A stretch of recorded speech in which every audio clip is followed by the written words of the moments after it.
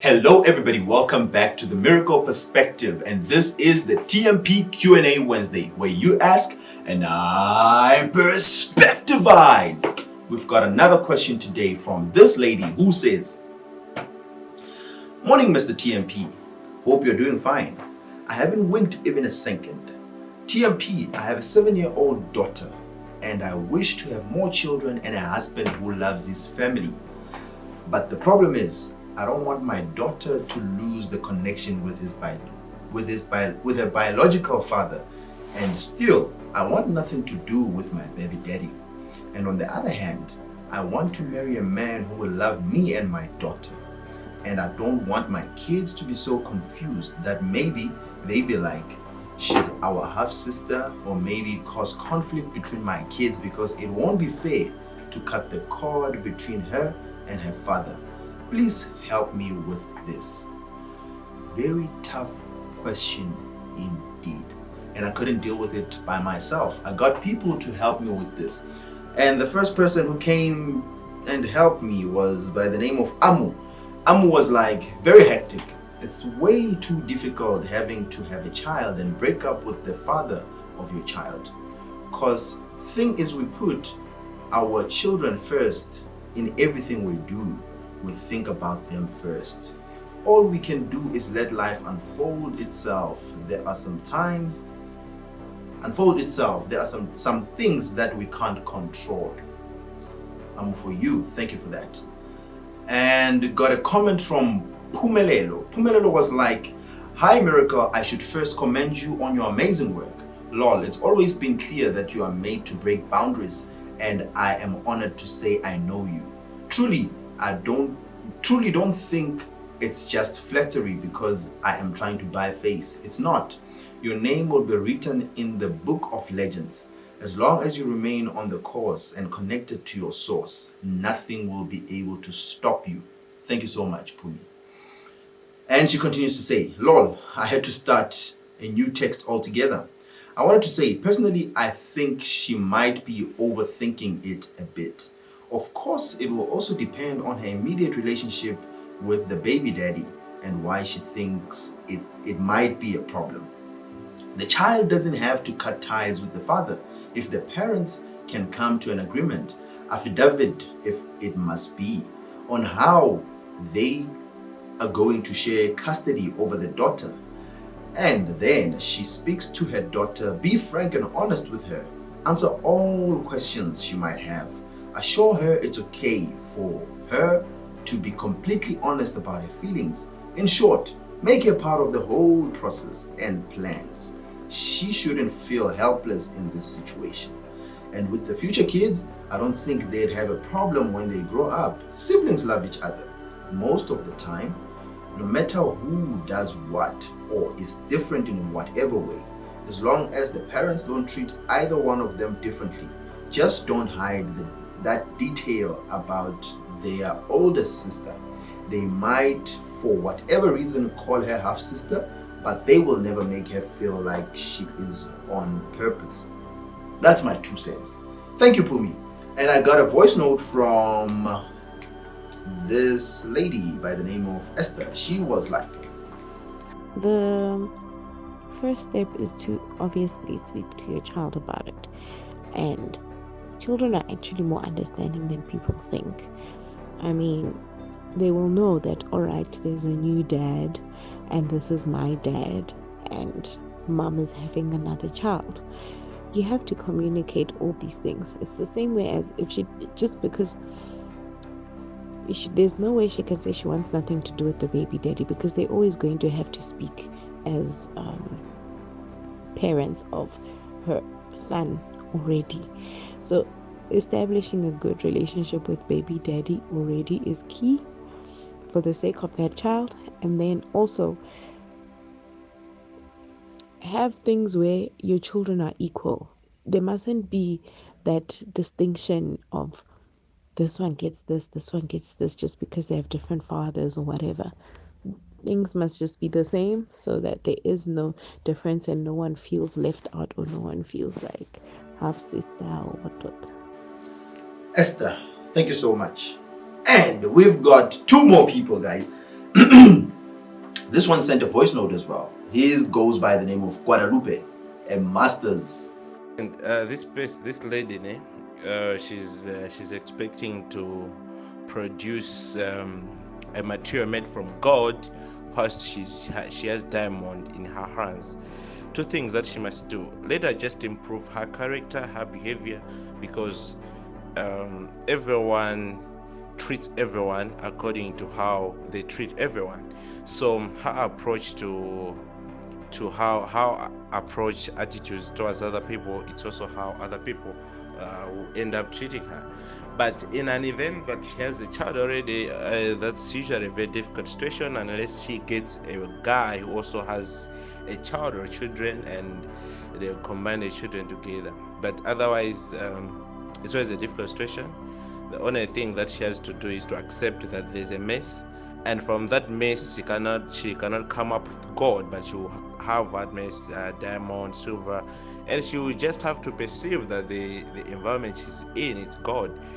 Otherwise, that's a very difficult situation. But otherwise, I wish her good luck, all the best in her future endeavors. Guadalupe says you can't get a gold material from holding a diamond in your hand. That's Guadalupe. And lastly, we've got Bekimuzi Ndlovu. He says the best way to treat this, the best way, all right, let me start again. The best way is to treat this as adults. Have an agreement with the baby daddy. Allow your baby daddy to have access to his child. Number one, do not continue to meddle in the baby daddy's love life, as it will create tension or impression that you are bitter. Number two, be mentally mature. Do not allow your kids to know that they are allowed to call each other halves. It will create a conflict that you won't even solve. No matter how angry or happy they are, discipline them when they do this. Number three, make sure that your new love knows when the baby will go for a visit. Number four, make sure that your love knows everything regarding the child. Involve and consult him. If you don't do this, you will see miracles. Men are irritated by stupid little things. Number five, teach your kid in question to respect the decisions of the man of the house. It matters. Number six, never meet to or conspire with the baby daddy without your lover knowing, or you can do it and risk being accused of cheating and having feelings for him. Number seven, find a man that loves you, not the one you love. He will be able to accept anything and everything you come along with. Just saying. That is Bekimuzi. Thank you so much, guys, for your comments. Much appreciated. And for that record, I 100% agree with all the comments, because all of them are good advice. If I were to say more than that, I would be misleading. But I don't want to deal with the question. The question has been answered. I want to deal with the psychology behind the question. Remember, I don't give advice. I just share a perspective to help you decide. So my perspective comes from this place. I'm trying to understand, where does this question come from the lady herself. And I just want to commend you, my lady, for asking this question, because it takes a strong woman who is in pursuit of a higher meaning in life to ask such questions. Not asking such questions is what leads to court orders where now one person has to be controlled by the government to support their child, instead of them doing it free willingly. So what you're doing is a way of trying to prevent such kind of things, where your child is now taken care of by a court order, which is not very wise. So what you have done here, I commend you for that. And I really think, and I hope, because it's a complicated situation now when you look at two different angles of this. I know many people who are in such kind of situations, but the difference is that you might find that the father is not cooperating in this situation. Maybe you look at the father and you don't think he is capable enough for raising your child the way you would want to raise your child, or you don't think is a good role model to your child. But unfortunately, in this kind of situation, you don't have much of a choice, because he has almost the same or equal custody of the child, because it is blood. So you can't do anything about it. So just do as the people have suggested. But I commend you for asking the question. Number 2 is okay. There is nothing as important as pursuing a higher meaning in life. The most important thing, as Jordan Peterson says, it's not the pursuit of happiness. You don't want to pursue happiness. You want to pursue meaning. There is nothing as more meaningful than raising a child, than living for someone else, living for someone beyond yourself. And just imagine if all of us were taking care of ourselves like we were our own children. The amount of passion, the amount of love, the amount of commitment and dedication to what we do and how we take care of ourselves was going to change our lives. And that's what you are doing right now. You are concerned about the future of your children. And that is the utmost, biggest type or biggest form of meaning that someone can ever live for. So well done for that, lady. But